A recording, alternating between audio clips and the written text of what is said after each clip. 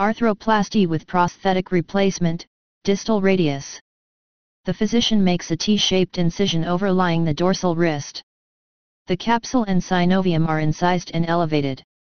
The distal end of the radius and the proximal carpal row are excised to accommodate the implant.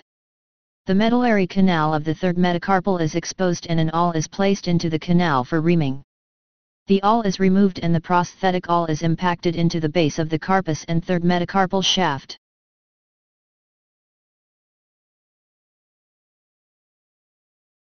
The medullary canal of the radius is reamed and implanted with the prosthesis. Cement is injected into the medullary canal of the third metacarpal after previously inserting a small cancellous bone plug. The distal component is impacted home first. The proximal component is generally not cemented and is impacted only. The capsule is repaired over the prosthesis with strong sutures. A suction drain is placed beneath the capsule. The retinaculum is repaired over all of the extensor tendons. The skin is sutured closed, and the wrist is immobilized.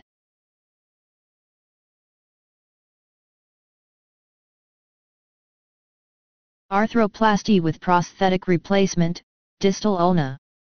The physician performs this arthroplasty to decrease ulnar bone overgrowth following resection of the distal ulna.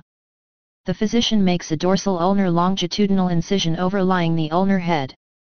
The extensor retinaculum is incised. The neck of the ulna is subperiosteally exposed and the ulnar head is resected at the neck. The cut edge of the ulna is smoothed and medullary canal reamed to accept the stem of the implant.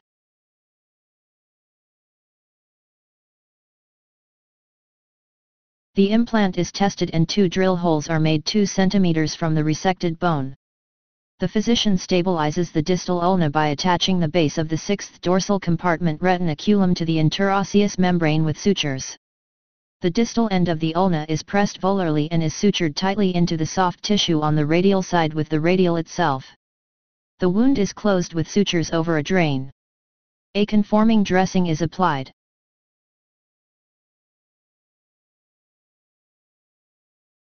Arthroplasty with prosthetic replacement, scaphoid carpal, navicular. The physician performs an arthroplasty with prosthetic replacement of the scaphoid. The physician makes a straight, longitudinal, or curvilinear incision over the anatomic snuff box, superficial to the scaphoid, the V between your thumb and index finger. The capsule is incised longitudinally. The scaphoid is removed maintaining ligament stability.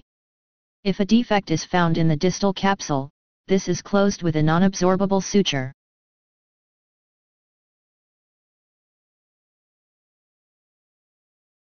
A hole is made in the proximal joint surface of the trapezium for insertion of the prosthetic stem.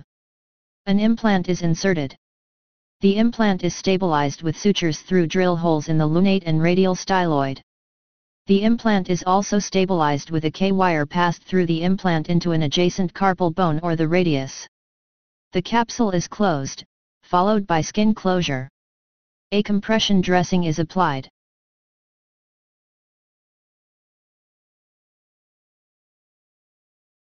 Arthroplasty with prosthetic replacement, lunate. The physician makes a straight, longitudinal, or transverse incision over the dorsum of the wrist ulnar to Lister's tubercle of the radius. The 4th dorsal compartment is opened and the radiocarpal joint capsule is transversely cut. The scapholunate and lunate triquetra interosseous ligaments are cut. The lunate is removed. If a defect in the volar ligamentous capsule is found, it is repaired. A hole is made in the middle of the triquetrum to accept the prosthetic stem.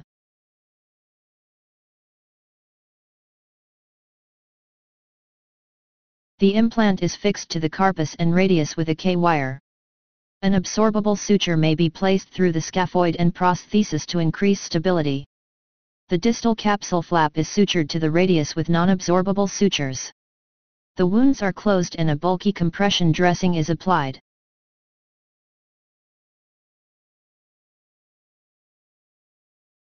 Arthroplasty with prosthetic replacement, trapezium. The physician makes a straight, longitudinal cut from the middle of the thumb metacarpal to the radial styloid. The capsule is split longitudinally from the metacarpal to the scaphoid. The capsule and periosteum are elevated off the trapezium. The radial portion of the trapezoid is removed. The base of the first metacarpal is squared off. A triangular hole is made in the base of the metacarpal, and the canal is made to accept the implant stem.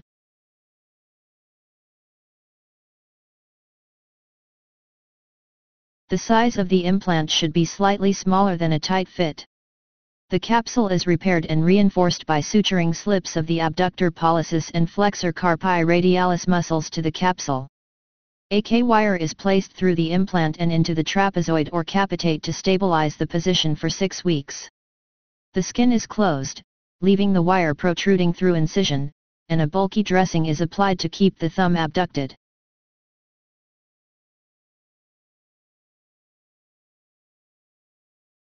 Arthroplasty with prosthetic replacement, distal radius and partial or entire carpus, total wrist. The physician makes a straight, dorsal, longitudinal incision centered over the wrist from the middle of the third metacarpal proximally. The skin and subcutaneous tissues are elevated off the underlying fascia and retinaculum. The retinaculum over the fourth dorsal compartment is incised longitudinally and elevated. The extensor pollicis longus is freed and retracted radically. A longitudinal incision is made in the capsule overlying the distal radius.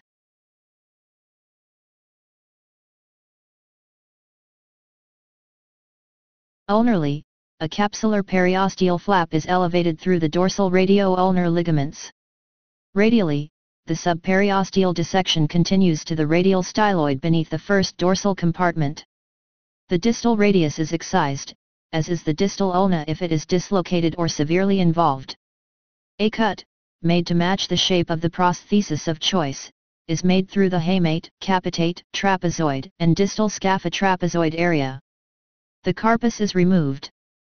The medullary canal of the radius is reamed. A fine awl is used to penetrate the base of the capitate and the shaft of the third metacarpal.